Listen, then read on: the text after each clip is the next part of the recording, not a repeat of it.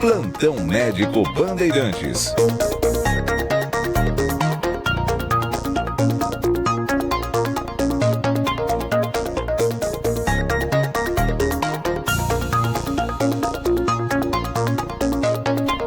Muito bem, abrindo aqui o Plantão Médico Bandeirantes de hoje, recebendo a médica neurologista, a doutora Ana Carolina Gomes, do Hospital Alemão Oswaldo Cruz.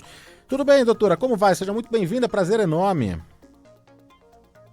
Bom dia, Danilo. Muito obrigada pelo convite. Estou muito feliz de estar aqui com vocês para falar de um tema tão interessante que me fascina muito. Você sabe, doutora, que é um tema que preocupa, não é? A mim me preocupa também a nossa audiência. Já tem mais de um ano que eu tratei esse tema e os ouvintes estão sempre me pedindo nas redes sociais, volta ao falar de Alzheimer, a gente tem interesse, tem dúvida, quer esclarecer, então por isso que voltamos a falar, já tem mais de um ano que a gente tratou desse assunto e agora temos o Dia Mundial, né, Nacional de Conscientização do Alzheimer. Na verdade, acho que eu falei na abertura do programa que é o mês mundial, mas na verdade é o Dia Mundial e Nacional de Conscientização do Alzheimer. E a cada plantão médico, um assunto vai fazendo gancho com o outro, e a gente na semana passada também falou sobre os cuidados na terceira idade com um geriatra, e aí o geriatra passou várias dicas, inclusive para a cabeça, para o cérebro, essa ginástica mental que a gente precisa estar sempre trabalhando e exercitando. E a gente agora então vai também esticar esse assunto para a doença de Alzheimer. Queria saber, antes da gente falar do avanço da medicina, porque já li algumas pesquisas, alguns estudos, mas só para a gente começar do começo aqui, doutora, por gentileza, o que é a doença de Alzheimer? Porque muita gente fala, estou esquecendo uma coisinha aqui, outra ali, uma mudança de humor, de comportamento. O que é o Alzheimer, hein? Então vamos lá, né? Eu acho que a primeira coisa, Danilo, que a gente tem que deixar muito claro, né, para a nossa audiência, é que a gente não pode normalizar o esquecimento, né? Antigamente a gente pensava, né, que esquecer era normal da idade. A gente sabe que a gente vai ficando mais velho e, de fato, o nosso computador aqui, ele fica um pouco mais devagar mesmo. Isso é esperado. Então, a velocidade que ele funciona, né, a velocidade de processamento do nosso cérebro, com o passar dos anos, com o envelhecimento, de fato muda. Assim como todo o nosso corpo também muda. Mas a gente não pode normalizar quando o esquecimento, a desorientação, a alteração de comportamento, quando tudo isso começa a estar muito presente na nossa rotina, né? É claro que eu não quero que a gente se desespere, né, e fique muito preocupado com esquecimentos pontuais, mas a gente tem sim que prestar atenção, principalmente nos nossos familiares, né, e pessoas próximas mais velhas, nesses sinais e sintomas, tá? Quando a gente fala, Danilo, de Alzheimer, a gente está falando da principal causa de demência no mundo, né?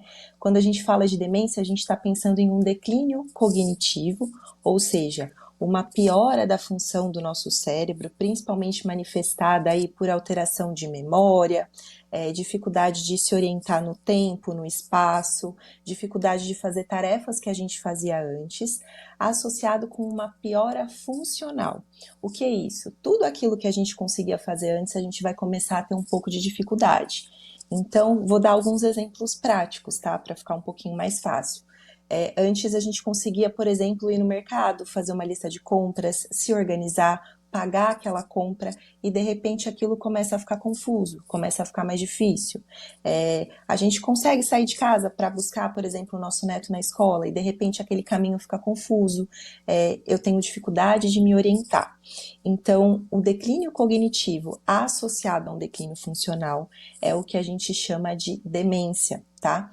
E, na verdade, existem vários tipos de demência, mas a mais comum, de fato, é a doença de Alzheimer, tá bom? A gente precisa aqui esclarecer, porque já está chegando as mensagens e as dúvidas. Envelhecimento cerebral é diferente de Alzheimer e é diferente de demência, Denise Corrochano quer saber. São 3 coisas diferentes, então, doutora?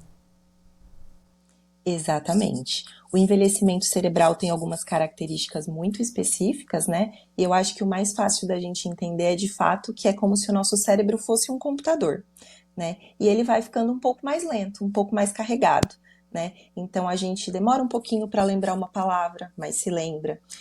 Demora um pouquinho para lembrar de alguma coisa que contaram pra gente, mas a gente se lembra. Isso faz parte do envelhecimento natural, tá? Faz parte do envelhecimento fisiológico, vamos dizer assim.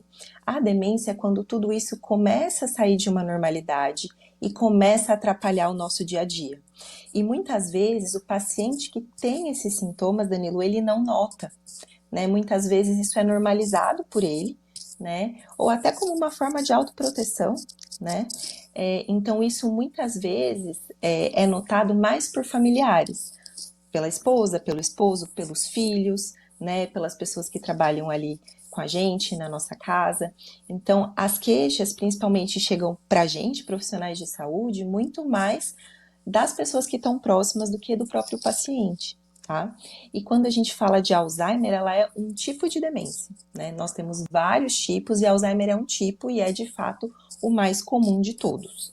Todo mundo vai passar, então, pelo envelhecimento cerebral por conta do avanço da idade. Então, isso não tem como fugir, né? A gente pode ficar ali, como você colocou, a máquina, o processamento mais lento. Todo mundo vai passar por isso. Agora, Alzheimer, aí tem outras causas e que ainda a medicina não sabe exatamente a causa do Alzheimer, doutora? Nós temos, Danilo, algumas teorias, né, sobre a ocorrência do Alzheimer.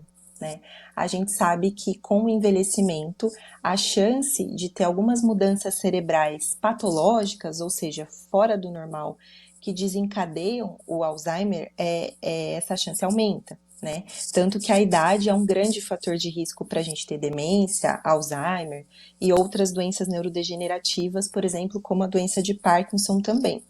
Então existem algumas teorias, sim, né, que inclusive nos auxiliam aí nos tratamentos, né, sobre o surgimento do Alzheimer.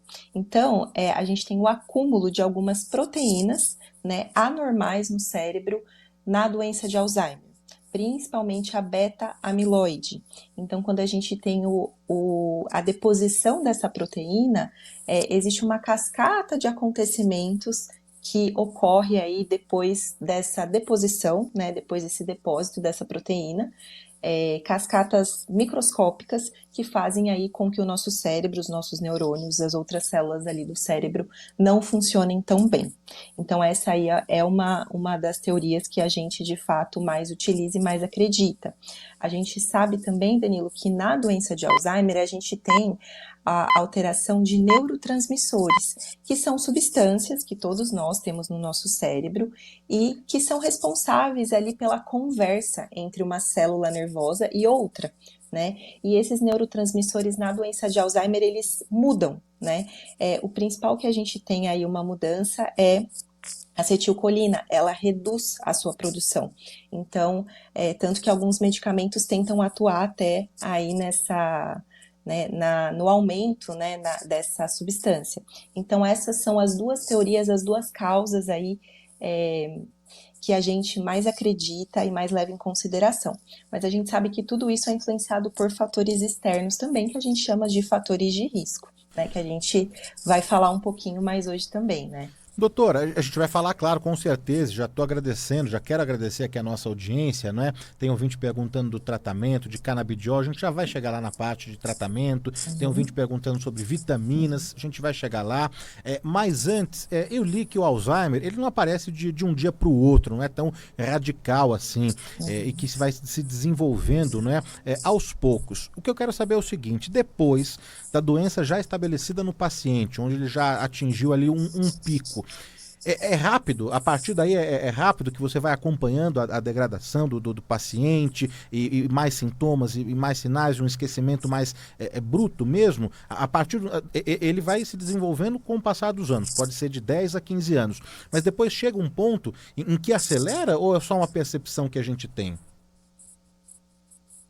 De fato, Danilo, é exatamente essa média, né, que você falou, de 10 a 15 anos de evolução de doença se a gente for considerar o que está escrito ali no livro, nos artigos, na teoria.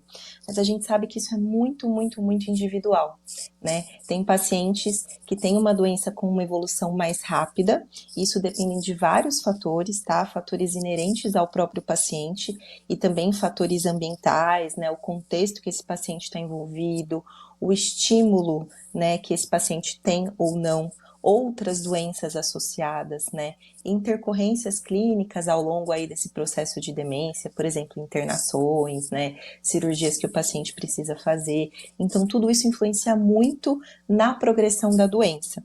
Então, é difícil a gente dizer exatamente, né, quanto tempo que essa doença vai evoluir, mas o que a gente tem é essa média de 10 a 15 anos, né, mas a gente sempre individualiza. Tá? O que eu tento falar para os pacientes é que não existe uma receita de bolo para o tratamento e nem aí uma previsão exata de como que esse paciente vai evoluir. É sempre, sempre individualizado. E é importante pensar que ao longo do processo, né, é importante que todo mundo saiba disso, e é algo que a gente bate bastante na tecla, é que depois que a gente tem o diagnóstico, a gente tem bastante coisa para fazer. Né, e principalmente a parte não medicamentosa, né, que pode reduzir essa progressão. Loreta Bellini, no bairro de Santana, tá ouvindo a gente aqui, participando. Dick da mensagem, obrigado, viu, Dick? A Maria Elizabeth Gianotto, bom dia, ouvindo aqui a entrevista com a doutora Ana Carolina Gomes. A doutora Ana Carolina Gomes é médica neurologista do Hospital Alemão Oswaldo Cruz, hoje falando no nosso Plantão Médico Bandeirantes sobre Alzheimer.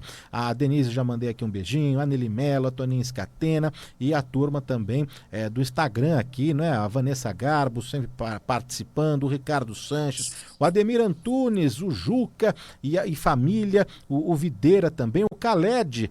O Khaled também está aqui. Obrigado, viu, Estela, por encaminhar aqui a mensagem do Khaled. E a gente já falou como se desenvolve, a gente explicou um pouquinho sobre o que é a diferença de demência, de envelhecimento cerebral e Alzheimer. E queria saber o seguinte, o que é a... O que é a mudança de humor também numa pessoa de Alzheimer, com Alzheimer que desenvolve? Porque tem isso, né? É característico da doença também. Às vezes ela fica irritadiça, nervosa, não, doutora? Com certeza. Sabe que às vezes, né, no começo do quadro demencial, no começo do Alzheimer, a gente às vezes até confunde, porque o paciente pode ficar inclusive mais depressivo. Ele pode abrir o quadro de uma demência, né, da doença de Alzheimer ou de outra demência, com uma alteração de humor. Ou ele fica mais depressivo e a gente acha mesmo que é só, né, entre aspas, uma depressão, ou ele fica mais irritadiço, mais reativo. Tem pacientes que acabam ficando mais agitados, por vezes agressivos, né? Então, existe esse componente de alteração de comportamento, sim. Tá?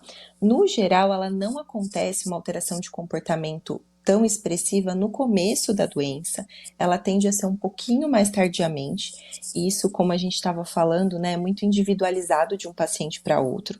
Tem pacientes que desde o começo têm alteração de humor, de comportamento, e outros que só vão desenvolver mais tarde, mas eu acho que um ponto que é importante da gente chamar atenção é que alterações de comportamento e de humor, né, chamam muito atenção e a gente tem que, de fato, procurar uma avaliação, tá? Seja do neurologista, do geriatra, né, do seu médico ali que te acompanha, porque pode ser, sim, né, um sintoma aí de um quadro demencial inicial. Chama bastante atenção, principalmente naqueles pacientes que nunca tiveram ao longo da vida depressão e quando estão mais velhos começam a ter um quadro depressivo bem importante. Né? Isso chama bastante a nossa atenção e esse paciente tem que ser avaliado de forma muito pormenorizada mesmo. Silvia Crisante está aqui, a Ivete Torres Amaral, José Polidoro, Cristóvão Pascoal Filho, Cleusa Muniz está em Santos, Maria de Lourdes Tozélia, Maria de Fátima Alves, José Roberto, o André HQ, o João Batista Gomes, Antônio Freire, a Cida Luzumiro, Laureano Arantes Neto, João Batista, já falei aqui, o Armando Bezerra, e já vou começar a atender aqui a nossa audiência, doutora, tô com medo, né, porque o relógio corre rápido e a gente precisa atender aqui tantas mensagens e a gente já vai tocar a primeira em áudio, que a Beatriz Beirute separou. Paulo. Vamos ouvir. Bom dia, Danilo. Bom dia, doutora. Danilo, doutora, meu pai faleceu em 2021, motivado por um outro problema, mas ele tinha Alzheimer, né? Minha avó, mãe dele, também teve Alzheimer. Gostaria de saber qual que é a probabilidade de que eu venha ter esse tipo de problema no futuro. Hoje eu tenho 53 anos. Um abraço, aqui quem fala é Roberto de Mauá. Obrigado, Roberto. E aí, doutora? Vamos lá, Roberto. Essa é uma pergunta muito, muito frequente e eu entendo bastante a sua preocupação e ela é muito válida, né? Claro que quando a gente tem familiares muito próximos, né, que a gente convive, que a gente cuida, que a gente presenciou todo o processo de evolução, além de ser muito dolorido e eu sinto muito pela sua perda, é também um pouco aterrorizante no sentido de pensar que a gente pode ter algo muito parecido, tá? Estatisticamente, se a gente for pensar, a doença de Alzheimer, ela, na grande maioria das vezes, ela é esporádica. O que é isso? Ela acontece de forma aleatória, relacionada mais ao envelhecimento do que carga genética em si, tá bom? A gente pensa que mais ou menos apenas 5% dos casos de doença de Alzheimer são de fato hereditárias, ou seja, passam aí de pai para filho, né?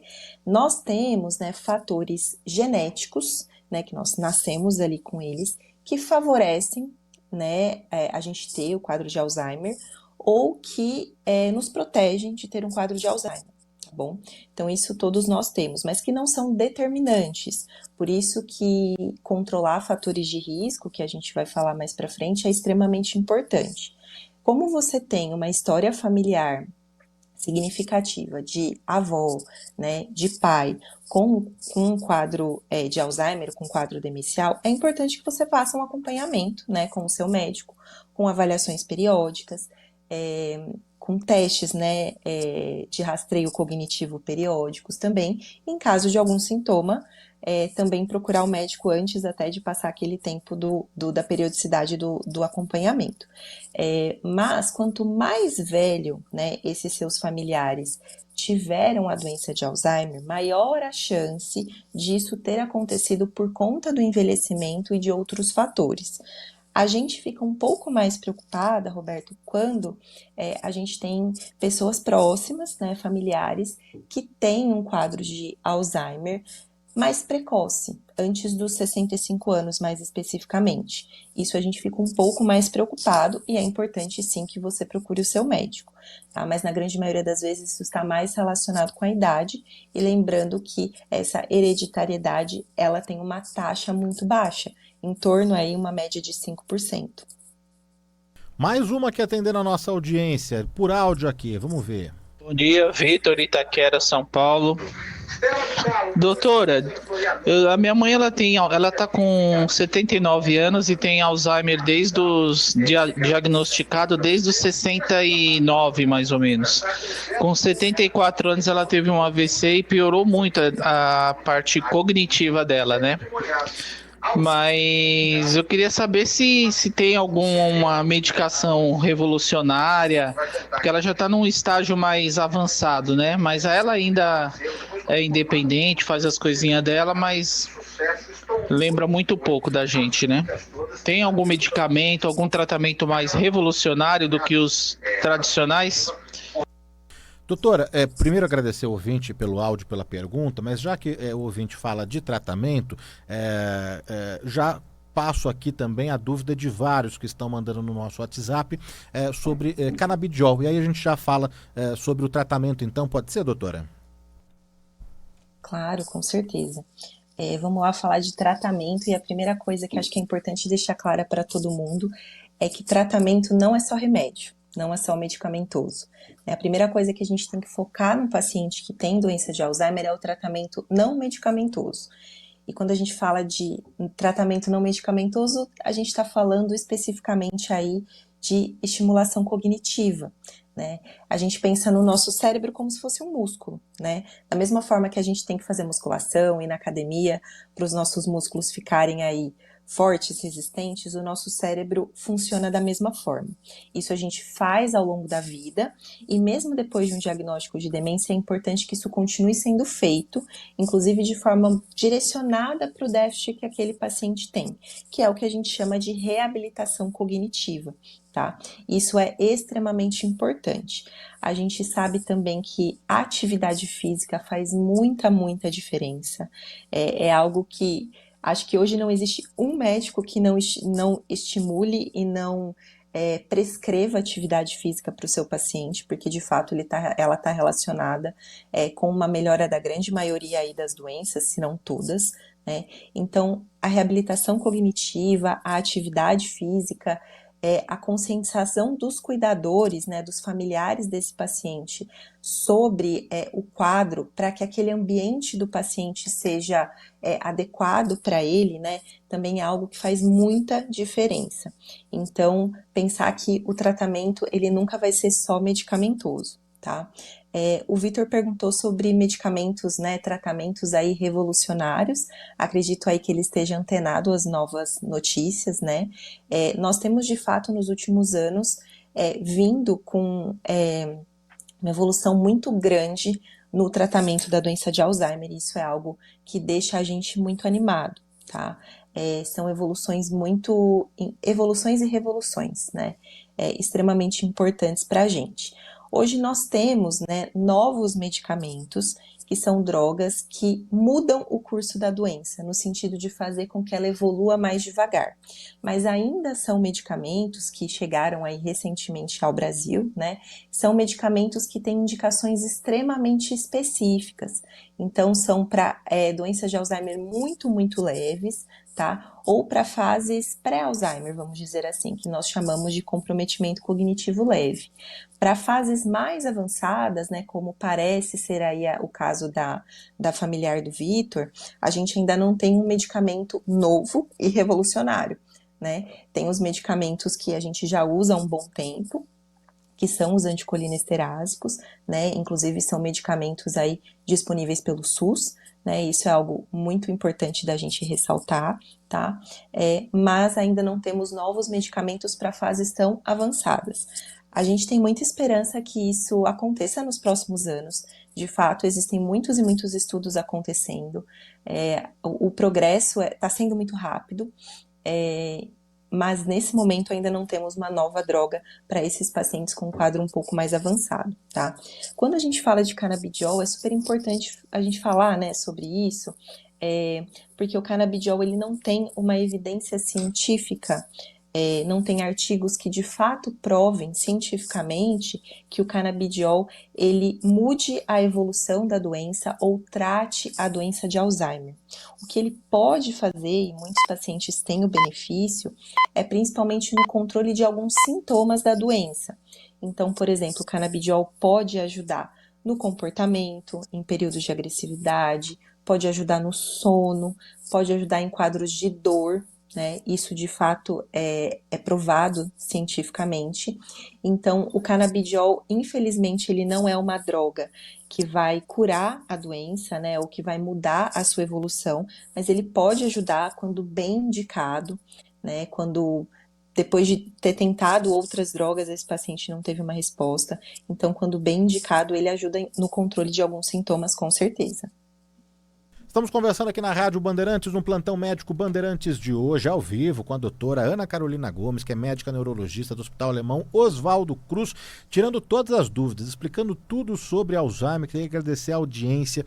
Muitas mensagens, não sei se vai dar tempo da gente registrar todas aqui. Hélio Aldevino, um abraço para você, obrigado. Lucas também, aqui no nosso chat do YouTube. Puxa, tantas mensagens aqui. Vamos ver se a gente vai conseguir registrar tudo. A Yara Serrazes, de Santos, parabéns à doutora pela abordagem, não é? Tá aqui adorando a entrevista. Ela fala... ela gostaria que abordasse o descuido e a ausência de necessidade de higiene corporal do paciente com Alzheimer, porque é o que você colocou no início, né, do nosso bate-papo aqui. Às vezes um caminho simples ali, da rotina mesmo, do dia a dia, às vezes o paciente se esquece, deixa, né, de fazer, e isso também na própria higiene pessoal, doutora, não é isso? Com certeza. É comum, né, os pacientes com demência e com a demência na doença de Alzheimer, eles às vezes ficarem descuidados, né, em relação a banho, à higiene pessoal, ou além de ficar descuidados, eles até se esquecem, né, que já tomaram banho, que já escovaram o dente, e além dessa questão de esquecer e de se descuidar, é esperado, né, é comum que esses pacientes, com o passar do tempo, eles tendam a ficar mais dependentes aí dos seus familiares, dos seus cuidadores, para fazer esse tipo de atividade. Então, muitas vezes, a gente vai ter que começar a supervisionar esse paciente, né? Será que ele está tomando banho direitinho? Será que ele está se secando direitinho? Isso pode acontecer. Quando eu falei, né, nas últimas falas, sobre a conscientização do cuidador, né, sobre como lidar com o paciente, eu acho que entra muito nisso, né, porque muitas vezes a gente, de fato, se sente um pouco impaciente, né, com essas queixas, com essas questões, a gente que está ali todo dia. Ser cuidador não é fácil, né, isso é algo que eu quero deixar muito claro. Só quem vive, né, só quem já passou por isso, só quem já teve uma pessoa próxima consegue entender o quanto isso pode gerar uma sobrecarga imensa, né? Não é fácil. Então, muitas vezes ali no dia a dia, esse paciente ele vai falar que ele não quer tomar banho, que ele já tomou, ou ele já tomou e não lembra que tomou. Então é importante que o cuidador ele entenda isso e tente ao máximo, e eu sei que nem sempre é possível, né? Mas não bater de frente com o paciente. E isso eu não estou querendo dizer que a gente tem que deixar aí o seu pai, a sua mãe, né, o seu familiar sem banho ou sem se cuidar, de forma alguma. Mas a gente pode tentar algumas estratégias, né? A questão da distração, né, de falar de outro assunto, né, de tentar explicar de forma calma, isso ajuda muito. Então, aquele paciente, por exemplo, que já tomou banho, e ele quer tomar um banho de novo, né? É claro que tudo bem, né? Às vezes você pode ir lá e dar um novo banho, mas se isso ficar muito recorrente, você pode tentar distraí-lo com outra coisa, né? Isso geralmente funciona. Falar assim, pai, vem cá, vamos ali na cozinha comigo? Me ajuda a fazer um pão na chapa aqui, me ajuda a fazer um café, né? E ele vai esquecer daquela queixa ali que ele achava que ele não tinha tomado banho. Ou talvez tentar mostrar para esse paciente que sim, que ele já tomou banho. Pai, vem aqui no banheiro, olha aqui, ó, a toalha tá molhada. Então você lembra que você acabou de tomar banho? Então a gente não precisa tomar de novo, né? Então esses cuidados, né, essa conscientização do cuidador e essa mudança de abordagem faz muita diferença. Naquele paciente que tem resistência em relação à higiene, né, é claro que a gente não precisa brigar com ele, né, a gente sabe que muitas vezes é difícil não fazer isso, porque quem está ali no dia a dia se sente muito sobrecarregado mesmo. Mas será que a gente também não consegue conversar com ele e tentar convencê-lo de tomar? Ah, hoje não vai tomar. Tudo bem, então vamos deixar um dia sem, amanhã a gente combina e toma, né? E muitas vezes esse tipo de abordagem, né, de deixar o paciente um pouco mais à vontade é melhor, né? Muitas vezes não, sempre, né? É melhor do que brigar, mas ir com jeitinho, sabe? Eu acho que essa questão da distração faz muita diferença e funciona bastante mesmo. Estamos na reta final aqui no bate-papo, né? O nosso tempo apertado, com a doutora Ana Carolina Gomes. Quem mais aqui? O Plácido Álvares também mandou aqui uma mensagem. O Celso, o Timóteo de Ferraz de Vasconcelos. Cláudia Rosano, um beijo para você. Obrigado sempre pelo carinho. João Bortolim, o Flávio também. Limírio Flávio, quem mais? O canabidiol, a gente estava falando, não é? Que o ouvinte Jefferson Júnior escreveu aqui pra gente sobre o canabidiol. O Leandro Passos, ouvinte diário, está trabalhando, mas está na escuta, está na sintonia. Vamos ver se a gente consegue colocar uma curtinha aqui. A gente tem 4 minutos, Bia? 4 minutos aqui. Vamos ver se a gente consegue colocar uma curtinha para a doutora responder uma última aqui. Bom dia, Danilo. Bom dia, doutora. Bom dia, amigos da Bandeirantes. Por favor, doutora, existe comprovadamente a interferência negativa de algum medicamento que a pessoa use constantemente e que possa levar a uma situação do desenvolvimento da doença, do Alzheimer? Muito obrigado. É Ângelo de São Carlos. Obrigado, Ângelo. Vamos lá, Ângelo. Na verdade, não tem um remédio que cause a doença de Alzheimer ou que cause demência, tá? Mas a gente sabe que alguns remédios, principalmente os benzodiazepínicos, alguns remédios mais sedativos, as drogas Z, que são aqueles indutores de sono, eles podem, né, piorar a função cerebral, piorar a função cognitiva, né? Alguns medicamentos que têm um efeito aí anticolinérgico também, né? Então que diminuem a acetilcolina, né? Como eu tinha falado lá atrás, que é um neurotransmissor que está deficitário na doença de Alzheimer. Os medicamentos que reduzem esse neurotransmissor, eles também podem gerar ou uma piora de um quadro demencial já instalado, né? O paciente fica mais confuso, mais agitado, ou eles podem, de fato, em pacientes que não têm, né, nenhum comprometimento neurológico, gerar sintomas neurológicos. Por isso que toda vez que a gente avalia um paciente, seja a primeira vez, seja ali nas reavaliações, no acompanhamento, a gente sempre questiona sobre medicamentos em uso, porque alguns medicamentos podem sim reduzir, né, a função cerebral, né, e causar períodos de confusão, de agitação, mas não que um medicamento em especial vai causar um quadro demencial, tá? Conversamos na Rádio Bandeirantes com a doutora Ana Carolina Gomes, que é médica neurologista do Hospital Alemão Oswaldo Cruz. O tempo é apertado mesmo, mas daí fica já o convite para uma próxima, para a gente continuar prestando serviço, continuar atendendo os nossos ouvintes. Lembro sempre que a entrevista fica disponível na íntegra, no YouTube ou em podcast. No YouTube é youtube.com/Rádio Bandeirantes Oficial, playlist do Bom e do Melhor, e a entrevista vai estar lá em áudio e vídeo. E em podcast na sua plataforma de áudio preferida, no Spotify, no Deezer, no TuneIn, no Apple Podcast. É só digitar, pesquisar ali por Do Bom e do Melhor e compartilhar, mandar o link para familiares, para conhecidos, para amigos e também ouvir novamente as dicas aí e as explicações da doutora. Doutora, não sei se você quer passar alguma rede social, algum contato, algum telefone, fica à vontade, por gentileza. Ótimo. A minha rede social, na verdade, é de um projeto meu, no Instagram, é @elasnamemória. Se vocês puderem seguir, é um Instagram que a gente fala bastante sobre cognição, principalmente no feminino, tá? Então, aí nas mulheres. E essa aí é a rede social que eu quero deixar para vocês. Eu estou à disposição para tirar qualquer dúvida por lá. Foi muito bom, tá? Agradeço muito o convite. Tem muito mais coisa para falar e sei que o tempo é curto. É, apertado, né, Mas doutora? numa próxima, quem sabe. Muito obrigada, viu, Os pelo ouvintes convite. aqui, Foi mas ótimo. já acabou, é rapidinho mesmo, mas a gente sempre está voltando, sempre prestando serviço, sempre falando de vários temas. Agradeço a sua disponibilidade, atenção e os esclarecimentos, viu, doutora? Muito obrigada. Conversamos então com a Muito doutora Ana obrigada, Carolina muito Gomes, obrigada. que é médica neurologista do Hospital Alemão Oswaldo Cruz. A gente vai sair